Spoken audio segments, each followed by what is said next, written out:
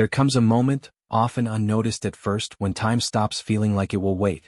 In youth, the world seems patient, its hours pliable, its promises unbroken. Decisions can be delayed without consequence. Paths can be explored and abandoned with ease. But 85 years leaves no such luxury. The years, once abundant, have thinned like a fragile thread, and the choices we make now carry weight we cannot ignore.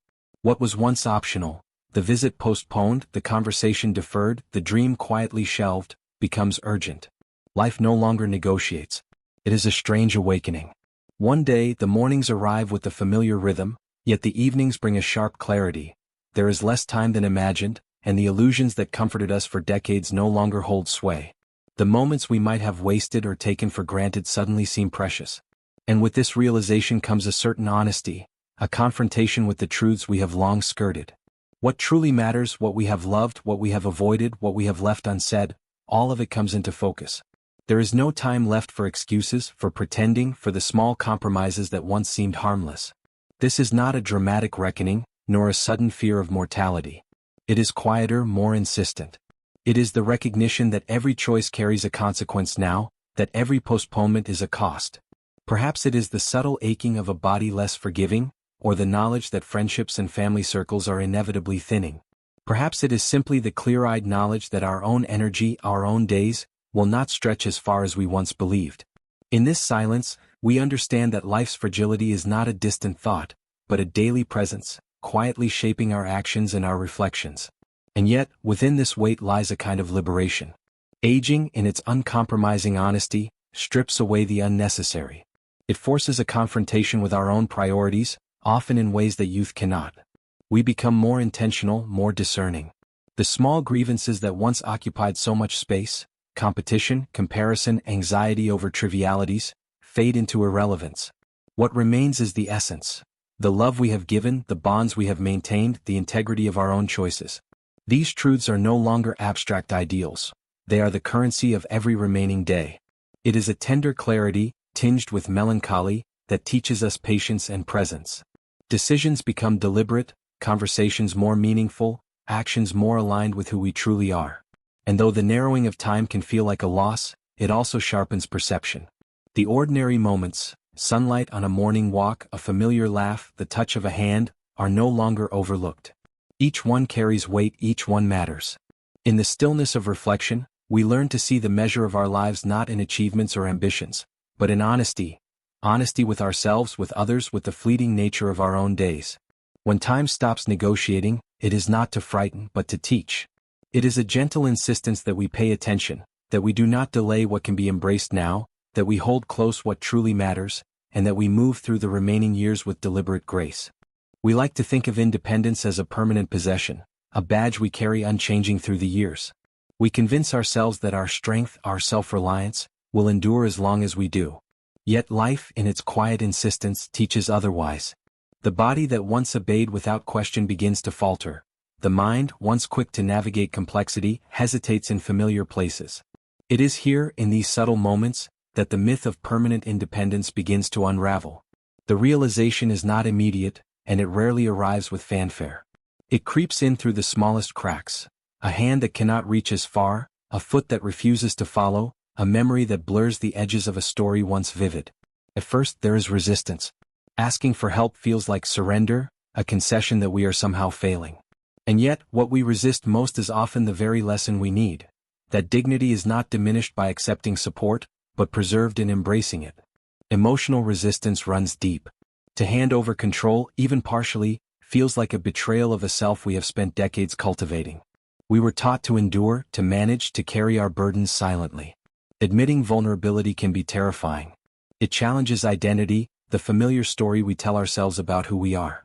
And yet, in that vulnerability, there is profound grace. It is the moment when pride meets reality, and the heart, not just the mind, adjusts its understanding of strength. Independence, as it turns out, is not a static condition but a living practice. It is not about controlling every aspect of life, or proving that we can do everything alone. True independence becomes adaptability, the courage to accept help without shame, the humility to acknowledge limits, the flexibility to redefine what autonomy means in the later years. Asking someone to steady a hand, to accompany a walk, to listen patiently, These are not failures. They are acts of intelligence, of wisdom, of survival, and ultimately of trust. There is beauty in this reframing. The relationships that carry us forward in these moments of reliance often deepen. Bonds strengthen not through solitude but through mutual recognition. I need you and you choose to be here.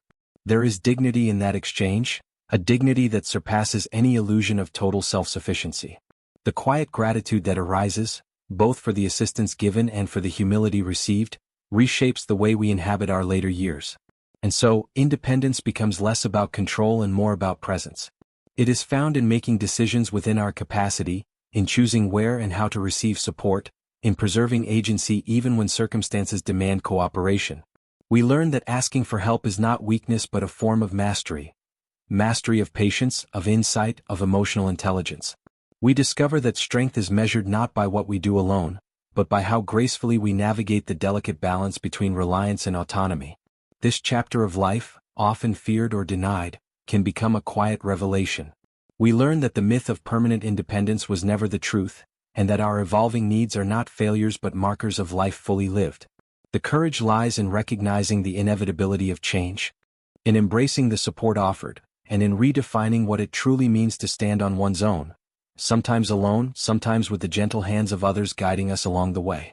There is a quiet grief in noticing who is no longer beside us. Not all loss comes with finality, not all departures are marked by ceremony. Some slip away gently, almost imperceptibly, until one day the absence is undeniable. Friends we once counted on for laughter, companionship, and shared confidences begin to drift. Siblings, children, even spouses may change in ways that create distance we cannot bridge. It is not always anger or betrayal that separates us, but time itself, pulling lives along different currents, leaving echoes where closeness once lived. We are taught to fear loss, to brace against it, to fight against its inevitability. And yet, as the years accumulate, a subtler understanding emerges. Life does not leave us empty without offering lessons. There is a clarity in recognizing that absence is not always a wound to be healed, but a truth to be acknowledged. Some friendships fade because priorities shift, interests diverge, or circumstances change. Some family bonds strain not from malice, but from the slow erosion of familiarity and shared time. To mourn them is natural, to resent them is optional. The process of making peace with absence is tender, and it begins with memory. Recalling the warmth of a voice, the comfort of a shared meal, the laughter that once filled a room, these recollections become a quiet sanctuary. We learn to treasure what was without expecting it to remain. It is a practice in gratitude as much as in acceptance, honoring the presence we once had even when it has passed beyond reach. There is also a lesson in perspective. The gaps left by those who drift away often make space for reflection on who remains, and on the relationships we can nurture while time permits. We become more attentive to the subtle threads of connection that endure, friends who still call, children who visit, neighbors who offer a kind smile. These connections, however small, remind us that life is not only measured by what is lost, but by what continues, quietly and steadfastly, despite the changes around us. Yet, acceptance does not require detachment. We can feel the pain of absence and still hold tenderness for those who once mattered. We can acknowledge disappointment or regret without allowing it to harden the heart. In doing so, we cultivate a gentleness toward ourselves and others, a recognition that life is a series of arrivals and departures, some chosen, some inevitable, and that our capacity for love is not diminished by the distance that grows between us. The drifting away of people teaches us another truth. Relationships are fragile, but they are also resilient. They do not vanish entirely, they transform. Letters once exchanged, photographs stored, quiet memories of shared moments, all these remain as traces of a life interwoven with others. They are reminders that connections, even when altered, are never entirely lost. They shape our understanding of human impermanence, of the beauty in what was, and of the peace we can find in letting go. In the stillness of these reflections, we discover a gentle freedom. We stop measuring life solely by the presence or absence of others and begin to honor the rhythms of change itself. There is sorrow, yes, but also a quiet grace, the ability to remember without clinging, to love without attachment, and to walk forward with a heart both tender and resilient, aware that the people who drift away have left behind gifts no absence can erase. Regret does not always arrive with thunder. Often, it slips in softly, like a shadow across a familiar room, unnoticed until it settles into the corners of memory. These are not the dramatic failures we imagine in our youth, the great disasters that would change the course of a life. No, these regrets are quieter, subtler, words left unspoken, kindnesses postponed, afternoons wasted on worry or trivialities, opportunities for closeness overlooked. They come not with fanfare, but with the gentle weight of what might have been. It is easy to mistake these small regrets for insignificance, to dismiss them as minor blips in a long life. Yet over the decades, these quiet lapses accumulate, forming the soft outline of lessons we could have learned sooner. Perhaps it was a phrase we never voiced to someone we loved, a conversation deferred until the moment passed. Perhaps it was time spent on obligations that, in retrospect, mattered far less than a shared laugh, a walk, or a hand held in comfort. These are the regrets that linger not because they were catastrophic, but because they were subtle, intimate, and entirely preventable. The danger, of course, lies in dwelling on them too harshly. Self-punishment serves no purpose here, it only deepens the shadow.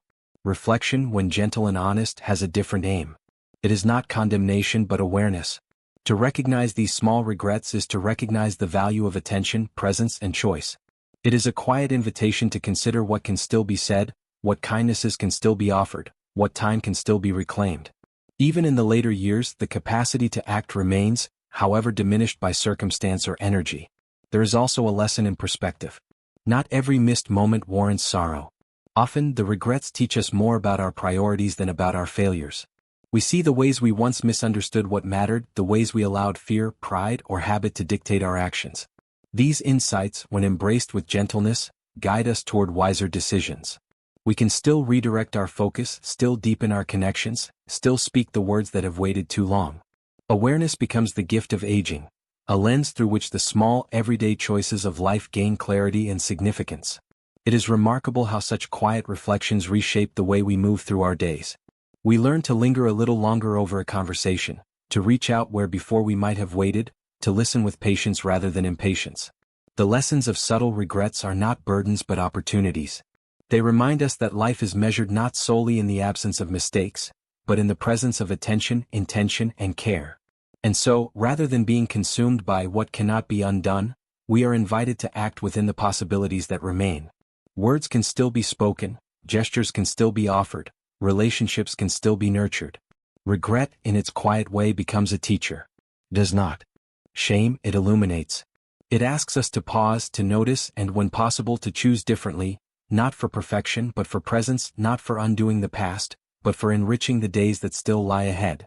By embracing these lessons without self-recrimination, we move forward with both humility and grace. The subtle regrets that arrive quietly transform into reminders of life's fragile, fleeting beauty. They teach us to act with awareness, to treasure the small gestures, and to live with a heart alert to what truly matters, even when the years feel too short for grand gestures, yet long enough for meaningful ones. As the years accumulate, the things that once seemed urgent gradually lose their weight. Ambitions, accolades, and the endless chase of success begin to pale against the quiet pulse of daily life. What still holds meaning is rarely grand. It is often small, deliberate, and quietly steadfast. A cup of tea watched in morning sunlight, a letter received from a friend, the rhythm of a familiar walk. These are the treasures that endure when the noise of the world falls away. Aging teaches that significance is found not in scale but in presence. Honesty becomes one of the most valuable companions in later years. There is no energy left for pretense or posturing. We learn to speak with clarity and to live with integrity, not for recognition, but because truth carries its own quiet reward. The gestures of honesty, apologies offered, appreciation expressed, feelings acknowledged, become markers of meaning far more enduring than any fleeting achievement. It is in these acts, small but deliberate, that the heart finds a steady rhythm, a sense of alignment between thought, word, and deed. Routines, once dismissed as mundane, acquire a profound significance. The predictability of a morning ritual, the simple act of tending to one's own care, the rhythm of household chores, these anchor us in a world that moves faster than our bodies can. In them we find comfort and stability, a gentle reminder that life, even when constrained, is still ours to inhabit fully. Each repeated gesture, no matter how ordinary, carries a subtle beauty, a sense of continuity that becomes increasingly precious. Presence, more than any accomplishment, shapes meaning in the later years. To be fully attentive to another, whether a family member, a friend, or even a fleeting stranger, is an act of generosity. Listening, observing, offering undivided attention. These simple acts reveal a depth of care often overlooked in youth. Presence allows connection to flourish without the need for words, status, or explanation. It is a reminder that meaning does not always arrive through action or achievement. It arrives through awareness, through the conscious choice to inhabit each moment with intention. Purpose too transforms with age. It no longer demands grand projects or recognition. Instead, it emerges in small acts that sustain life and relationships. A meal prepared for a loved one, a book shared with a curious mind, the quiet tending of memories through photographs or stories. These acts, though modest, carry the weight of meaning. They anchor us to something larger than ourselves, providing continuity and a sense of contribution even when physical strength or social influence may wane. And in the stillness of reflection there is peace. It is a peace born not of accomplishment but of attention. It is a recognition that life's richness is not measured by what we achieve, but by what we notice, what we cherish, and what we nurture. Aging distills the essence of living into clarity. Love, presence, honesty, purpose, and the quiet appreciation of each day's small miracles. In these, the heart finds its fulfillment, untroubled by the illusions of permanence or the restless striving of earlier years. In the end, what still holds meaning is neither loud nor conspicuous. It is gentle, deliberate, and quietly enduring. It is the truth we carry in our hands, the grace we offer to others, and the steady presence we maintain with ourselves. And when the world outside narrows, these elements of meaning expand, creating a life rich in quiet fulfillment, anchored not in what was lost, but in what remains, waiting to be noticed, embraced, and honored. There comes a moment when the illusions we have carried through life dissolve, and what remains is the unvarnished truth of our own existence. Aging does not soften reality, it clarifies it. The body will falter, the mind will tire, and relationships will shift. What cannot be softened must instead be seen, embraced, and accepted. There is a dignity in facing this truth, a quiet strength that comes not from denial, but from acknowledgement. To accept reality is not to surrender, it is to meet life on its own terms with eyes open and heart steady. This acceptance is not easy. It demands honesty, patience, and courage. It requires that we confront loss without resentment, that we recognize dependence without shame, and that we see our own limitations without despair. The illusions that once offered comfort, of endless time, permanent independence, or unchanging connections, fall away, leaving only clarity. And within that clarity, there is a surprising freedom. Freedom from pretense, from futile striving, from the anxiety of things beyond our control. Facing reality directly allows us to focus on what truly matters. It brings the lessons of the previous years into sharp relief, the importance of presence over accomplishment, of adaptability over stubborn self-reliance, of connection over possession. It shows us that meaning is not found in what we can control, but in how we respond to the circumstances we cannot. Acceptance transforms limitation into understanding, struggle into patience, and fear into calm. It teaches that even when life narrows, the heart can remain wide. There is also a quiet grace in recognizing the impermanence of everything we hold dear. The fading of relationships, the subtle regrets, the shifting of independence. These are not failures to lament endlessly but truths to integrate. By seeing them clearly, we can choose where to place our attention, where to invest our energy, and what is worthy of our care. Life becomes less about defending against loss and more about cherishing what remains, even in its smallest or most ordinary forms. Dignity too is shaped by acceptance. It is not measured by strength or independence alone, but by the calm courage to navigate life as it is, rather than as we wish it to be. To accept help gracefully, to speak words that matter, to honor both presence and absence. These acts carry a quiet power that surpasses any earlier achievements. They reflect a mind and heart at peace with their own limits, yet still engaged with the world, still capable of offering warmth, wisdom, and care. In this final clarity we also find resilience. Life narrows but the spirit adapts. What we cannot change need not diminish our experience. What we cannot hold need not diminish our love. We discover that facing reality directly does not make life smaller, but fuller, richer in awareness and depth. The simplicity of attention, the steadiness of presence, and the gentleness of acceptance become the measures of a life well lived. And so, the final lesson emerges: aging is not a gentle friend, but an unflinching guide. It does not excuse, it does not soften, but it teaches, with patience and persistence, the value of clarity. To accept this reality is to carry forward with grace, to live with dignity, and to cultivate quiet strength that endures even as the world changes around us. In embracing life as it is, we find not fear or despair, but a profound and lasting calm, the gift of seeing clearly, loving fully, and living wisely until the end.